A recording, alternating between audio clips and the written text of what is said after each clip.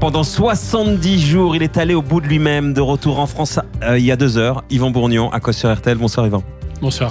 Vendredi à minuit 12, donc vous avez bouclé votre défi incroyable, traverser l'océan Arctique par le passage nord-ouest sur votre mini-catamaran, un minuscule 6 mètres, le mini-catamaran. Ouais. Personne n'était jamais passé par là.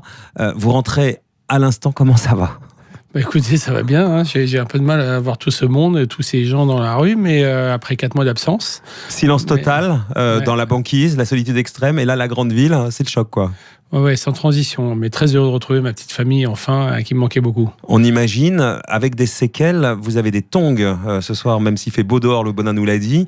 Ça veut dire, puisqu'on le savait, vous ne sortiez plus vos mains et vos pieds ravagés par les crevasses. Vous ne pouvez pas mettre de chaussures ? Les pieds sont gelés en fait, là, tous les doigts de pied sont gelés, donc ouais, ça va être compliqué. Je vais voir un médecin. J'espère que je ne vais pas en couper un ou deux. Mais couper un ou deux ? Bah, c'est possible. Le petit doigt de pied, ouais, il est complètement gelé. Mais et vous me dites ça comme ça ? Oui, on verra ça dans les jours qui suivent. Mais bon, je ne vais pas me plaindre. Voilà, j'ai choisi d'y aller là-haut dans le Grand Nord, et puis bah, j'espère retrouver ça en quelques semaines. Mais voilà, le plus important, c'est d'être revenu en vie. Comment ça s'est passé là-bas ? Vous étiez clairement en danger de mort, coincé entre les glaces pendant 18 jours notamment ? Bah en fait, mon défi, c'est un peu comme l'Everest. C'est-à-dire que tu peux monter en style alpin l'Everest dans la journée avec un grand beau temps, et presque c'est une balade, évidemment, avec un peu moins d'oxygène. Et ça peut bien se passer, et puis ça peut dégénérer, comme ça s'est passé pour moi, puisque au lieu de faire un défi en 45 jours, ça a duré 70 jours, bloqué dans les glaces pendant 3 semaines. Donc du coup, bah, déjà des grandes frayeurs au milieu de ces glaçons. Vous me racontez ça ? Quand vous êtes bloqué au milieu des glaçons, c'est des icebergs partout, et votre petit truc minuscule de 6 mètres, il faut le dire, il n'y a même pas de cabine. Voilà, je suis sur un petit catamaran de 6 mètres à ras de l'eau, en plastique. Le bateau, il est évidemment beaucoup moins puissant qu'un glaçon. Et glaçon, le vent, on peut le prévoir. Mais le glaçon, sa trajectoire, on ne peut pas la prévoir. Et la banquise, elle se déplace au gré du vent et des courants. Et à 1, 2 ou 3 nœuds. Et à 3 reprises, je me suis retrouvé dans un endroit où je voyais les glaçons arriver de droite, de gauche. Et puis, il restait que quelques mètres à courir. Et puis, quelques secondes après, bah, j'allais me faire broyer par ces glaçons. C'est ça, c'est broyé par d'énormes glaçons. C'était ça votre quotidien. Alors, c'est pas forcément très gros, mais c'est immergé sur 2 mètres de profondeur, et c'est suffisamment puissant pour évidemment que le bateau puisse pas résister à ça. Et là, le danger, c'est quoi ? C'est l'eau qui est à 0, -2, -3 degrés. Et évidemment, se retrouver à l'eau, c'est la mort certaine. Comment on vit ça ? On sait les explorations que vous avez pu parcourir, mais on sait aussi votre frère, Laurent, disparu en mer pendant une plongée. On pense à quoi ? On pense à lui, on se dit qu'on va aller finalement peut-être le retrouver. On pense à quoi ? Ouais, on n'est pas très rassuré. Effectivement, j'ai pour la première fois de ma vie vécu cette peur, ressenti cette peur, naviguer avec le nœud dans le ventre, et puis essayer de trouver sa voie, parce que tu restes concentré malgré tout. Les glaçons, il y a des trous de souris, et donc tu es là, tu te mets debout sur ton aile, et tu observes et tu cherches ton petit trou pour pouvoir faire ton chemin. Et puis il faut apprendre à faire demi-tour. C'est chose que on fait jamais dans la compétition, dans la voile. Là, tout d'un coup, il faut accepter de faire demi-tour, patienter plusieurs jours, refaire une tentative. Et même quand tu es au mouillage, les glaçons ils t'envahissent en pleine nuit, et il faut que tu arrives à te sortir de ce merdier, à aller nager, à aller mettre des ancres un peu plus loin, et tout ça dans le glacé. À vos enfants que vous avez laissés ici, notamment le petit Tao, dernier. Oui, je suis parti en Alaska. Mon petit Tao est né une semaine avant, donc forcément. Et puis j'ai 2 grands qui m'attendent aussi, qui ont 18 et 20 ans. Et voilà. Et puis je suis le seul restant de la famille. Mon frère est quand même parti il y a 2 ans. Évidemment, j'ai une responsabilité énorme, et je dois revenir à terre à coûte que coûte, quoi. Mais on se dit quoi ? On se dit merde, qu'est-ce que j'étais foutu là-dedans ? Pour dire clairement. Non, cette année, j'avoue, autant le tour du monde, quand j'ai fait le tour du monde sur ce kata, j'ai vécu ce à quoi je m'attendais. Clairement, sur ce défi, ce danger extrême, je pensais vraiment pas le vivre de manière répétitive comme ça, quoi. Donc là, je me suis vraiment senti en danger à plusieurs reprises, et je me suis vraiment dit que c'était pas raisonnable. Ouais. Et ça veut dire qu'on se dit que c'est le dernier ?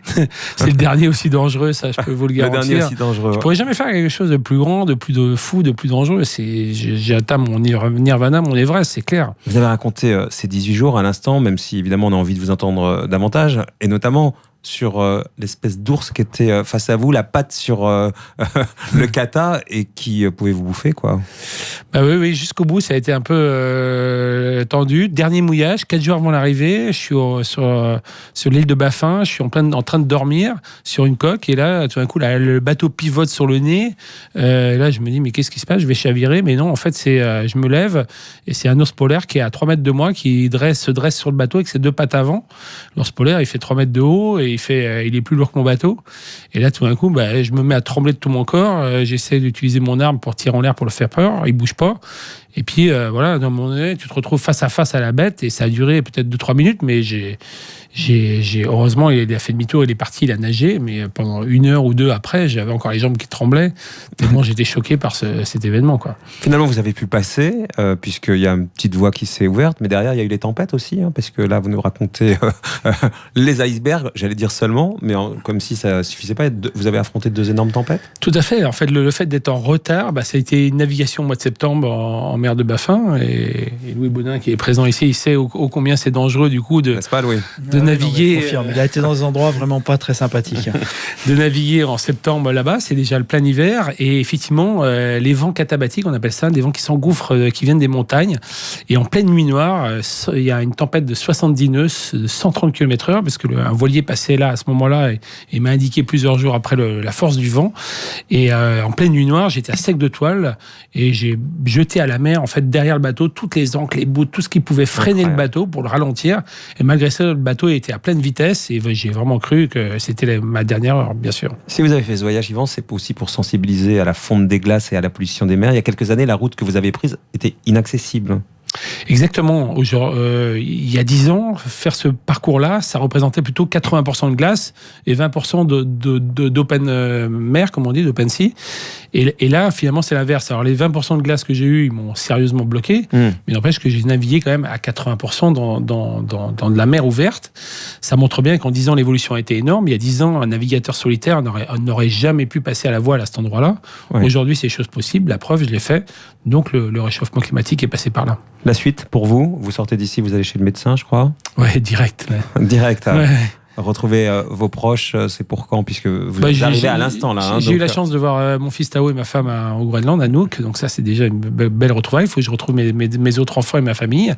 C'est dans les prochaines heures. Et puis l'hôpital et les médecins. Et puis travailler sur les projets d'avenir, et notamment le projet Sea Cleaner, qui consiste à essayer d'aller nettoyer les océans, en tout cas au niveau des déchets plastiques, de récolter tous les déchets plastiques à la surface des océans. Pour conclure, Yvan Bourgnon, la leçon que vous tirez de tout ça, personnelle? Eh bien, c'est qu'il faut savoir arrêter les conneries à 46 ans et envisager maintenant des choses un peu plus raisonnables et puis de partager l'aventure et de se dire que rien n'est impossible dans la vie. On peut vivre des choses intenses et merveilleuses. Ça a été mon cas aussi parce qu'il y a beaucoup d'animaux marins, beaucoup une nature complètement dingue. Il y a quand même les images de rêve qui sont là aussi, malgré tout. Tout à fait. C'est ça qui va peut-être remonter maintenant petit à petit, que la peur est derrière. Oui, non, j'ai vécu des moments exceptionnels et ça, c'est ancré à vie, évidemment. Merci de nous les avoir fait partager ce soir sur RTL. Merci beaucoup, Yvan Bourgnon. Merci.